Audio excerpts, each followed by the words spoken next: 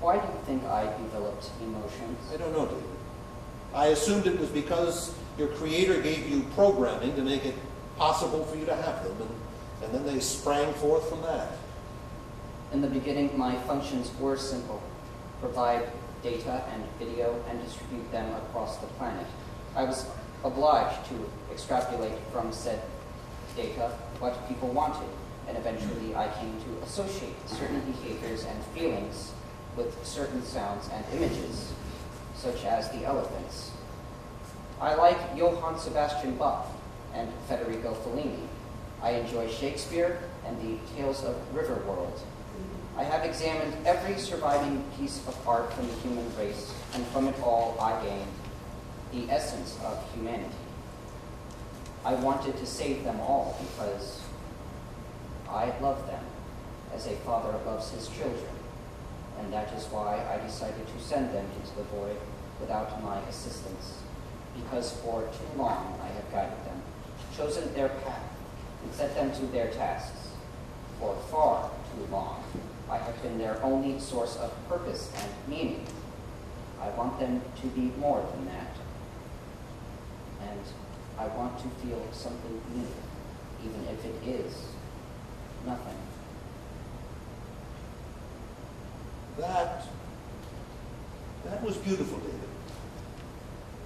Is there anything else you want to say? I like before. I have dreamed.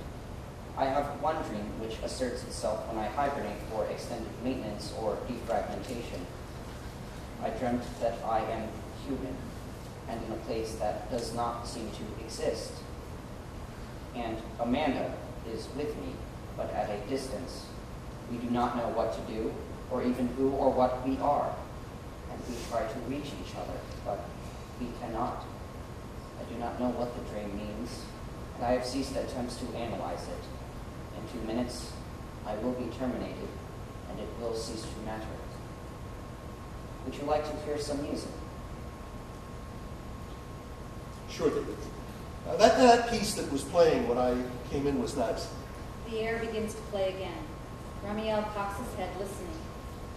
What do you want, David? I mean, you've earned something casually distributed to species around the universe by virtue of nothing more than their birth. You've earned the right to move on. If I moved on, would Amanda be there with me? I don't know, David. I'm very sorry, but I don't. I'm just a guide. What do you want? I will tell you in 1 minute. Ramiel hesitates, then nods and walks over to the iPod stand, resting against it. He turns and looks at the back wall, and as the light slowly fades, the star pattern begins to reappear. The music continues underneath, slowly fading away, until there is only silence and the stars. End of scene 1.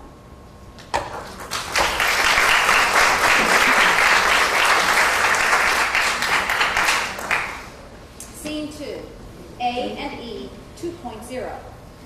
Time, the very distant future. Scene, 2 bright points appear on the star pattern, connected by a bright red line. As the light slowly comes up, we see 2 chairs facing each other. Sitting in them are Alan and Eva, who are wearing matching gray uniforms. They are in the exact same locations as the boy and girl were in the first act. Each is deep in thought, writing on an iPad with a stylus. Finished. Hang on. Okay, Great.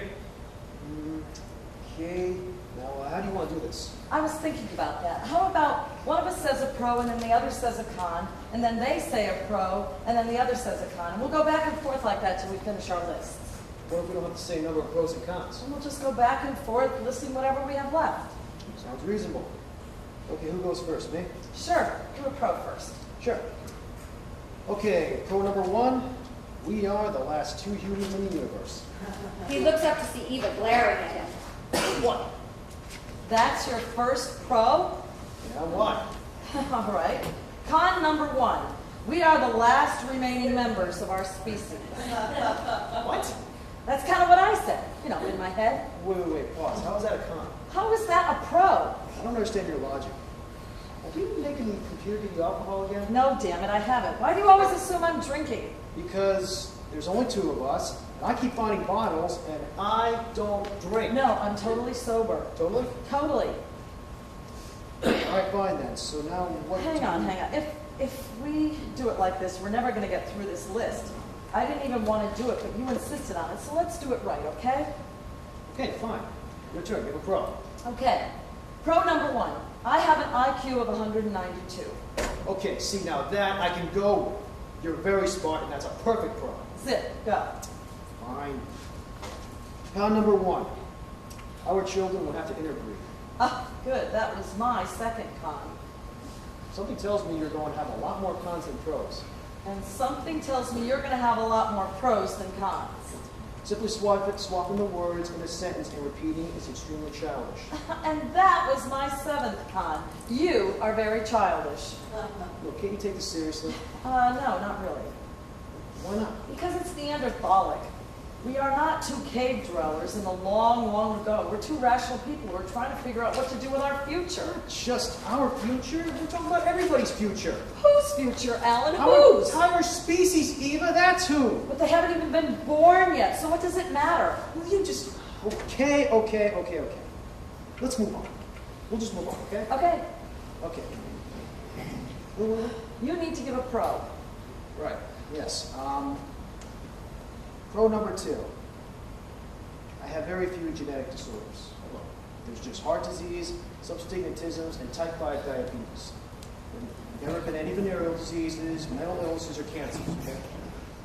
Con number 3, I would have to have sex with you. What the hell was your second con? New con number 35. You don't listen to a damn thing I say. Okay, con number... whatever. You're a bitch. What the hell? I think this is it. Oh, you think hell is a spaceship where 2 people with the weight of the entire species on their shoulders try to decide whether it's worth it to reproduce or not? No, I don't. That's the thing. I think Because that... actually, I think it would seem like that. What? Can you not see it? Doesn't it terrify you having this kind of responsibility? No, it doesn't. I just see it as something that has to be done. Oh, so having sex with me would be a chore for you. Making children together would be a colossal burden on your already extremely busy life, doing nothing all day but playing chess with the computer and counting down the days till we land. That's what you're saying? Look. Con number whatever plus 1. You're hormonal, self-centered, bipolar market who takes everything I say out of context. No, I don't. I'm just trying to figure out what the hell you're thinking. Do you even love me? Look, but that's actually my 3rd or 4th con. Which is it, Alan? 3rd or 4th? 3rd. Oh, so you don't. Well, no, I don't. I don't love you yet. Yet? Well, I'm sure that eventually, with no one else to date, I would fall in love. That is the most idiotic thing I've ever heard in my life. Not to mention the most hurtful. Sorry, I just... This isn't the industrial era. We're not aborigines in an arranged marriage. We should be smart enough to see that this is not going to work. If we don't love each other, then what's the point? Where on your con list was the fact that you don't love me? It's not. I mean, I didn't... Well, wait. Are you saying you love me? No, I mean, not in the sense that we need in order to actually do what we're talking about. What are we talking about? I thought we were just talking about procreating. I planned my pros and cons accordingly, with just that in mind. You didn't say anything about whatever would happen next. What in Jonas's name did you think was going to happen? I mean, I can't squeeze milk out of my teats, and as far as I know, the computer doesn't have a template for breast milk shakes, so it's kind of up to you to at least peripherally participate in the nurturing of our children. God, see, I get queasy just thinking about it. I don't want some tiny animal sucking in my chest. It skeeves me out.